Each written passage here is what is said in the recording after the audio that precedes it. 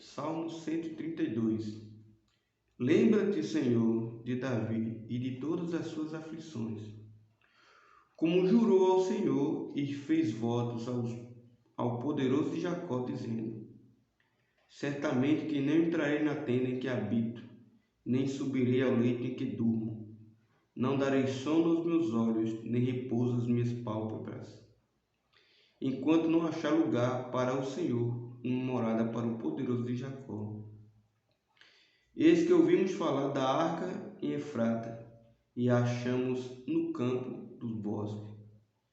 Entraremos nos seus tabernáculos, prostrar-nos-emos então ante o escabelo de seus pés. Levanta-te, Senhor, no teu repouso, tu e a arca da tua força. Vistam-se os teus sacerdotes de justiça, e alegrem-se os teus santos. Por amor de Davi, teu servo, não faças virar o rosto do teu ungido. O Senhor jurou a Davi com verdade, e não se desviará dela. Do fruto do teu ventre, porém sobre o teu trono. Se os teus filhos guardarem o meu conselho e os meus testemunhos que eu lhes hei de ensinar, também os seus filhos se assentarão perpetuamente no seu trono. Porque o Senhor elegeu a Sião, desejou-a para a sua habitação, dizendo: este é o meu repouso para sempre. Aqui habitarei, pois o desejei. Abençoarei abundantemente o seu mantimento. Fartarei de pão os seus necessitados. Vestirei de salvação os seus sacerdotes, e os seus santos rejubilarão. Ali farei brotar a força de Davi. Preparei uma lâmpada para o meu ungido. Vestirei os seus inimigos de confusão, mas sobre ele florescerá a sua coroa. Gálatas, capítulo 1. Paulo, apóstolo, não da parte dos homens, nem por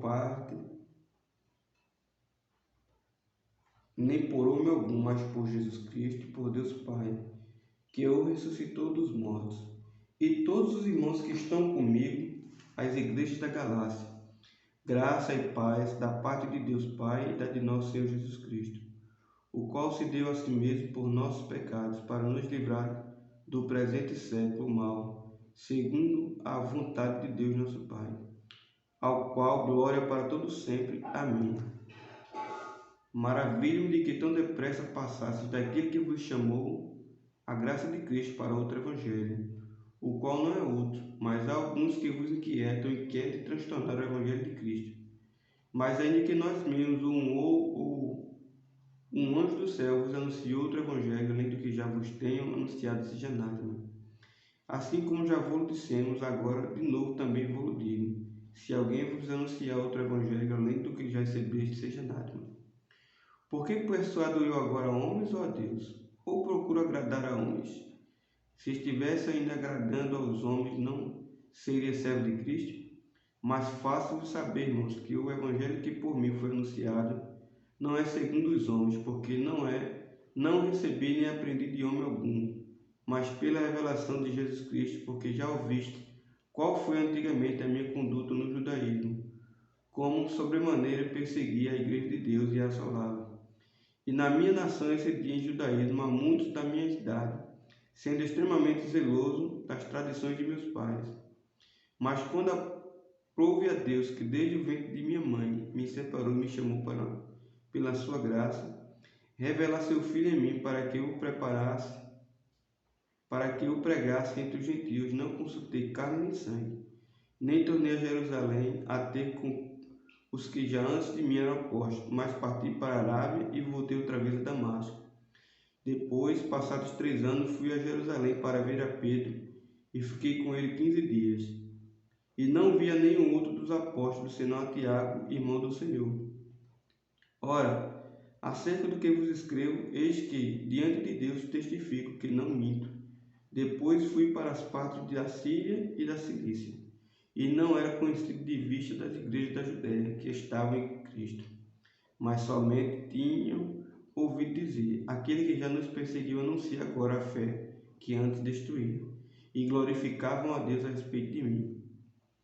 Depois, passado 14 anos, subi outra vez a Jerusalém com Barnabé, levando também comigo Tito, e subi por uma revelação e lhes expus o evangelho que prego entre os gentios, e particularmente aos que estavam em estima, para que de maneira alguma não corresse ou não tivesse corrido em vão. Mas nem ainda Tito, que estava comigo, sendo grego, foi constrangido a circuncidar-se. E isso por causa dos falsos irmãos que se tinham entremetido e secretamente entraram a espiar a nossa liberdade que temos em Cristo Jesus, para nos porém em servidão, aos quais nem ainda por uma hora cedemos com sujeição, para que a verdade do Evangelho permanecesse entre vós. E quanto àqueles que pareciam ser alguma coisa, quais tenham sido no outro tempo, não se me dá.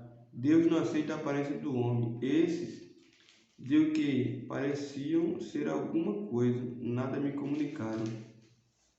Antes, pelo contrário, quando viram que o evangelho da incircuncisão me estava confiado, como a Pedro o da circuncisão, porque aquele que operou eficazmente em Pedro para o apostolado da circuncisão, esse operou também em mim com eficácia para com os gentios. E conhecendo Tiago, Cefas e João, que eram considerados como as colunas, a graça que este me havia dado, deram-nos as destas em comunhão comigo e com Barnabé, para que nós fôssemos aos gentios e eles à circuncisão, recomendando-nos somente que nos abstevêssemos dos pobres, que nos lembrássemos dos pobres, o que também procurei fazer com diligência.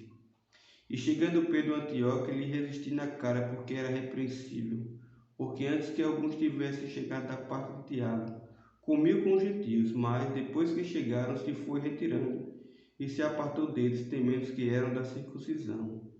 E os outros judeus também dissimulavam com ele, de maneira que até Barnabé se deixou levar pela sua dissimulação.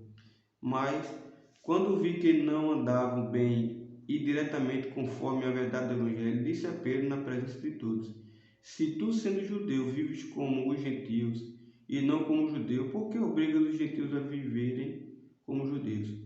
Nós somos judeus por natureza e não pecadores dentre os gentios, sabendo que o homem não é justificado pelas obras da lei, mas pela fé em Jesus Cristo. Temos também crido em Jesus Cristo para sermos justificados pela fé de Cristo, e não pelas obras da lei, porquanto pelas obras da lei nenhuma carne será justificada. Pois se nós que procuramos ser justificados em Cristo, nós mesmos também somos achados pecadores. É porventura Cristo ministro do pecado? De maneira nenhuma.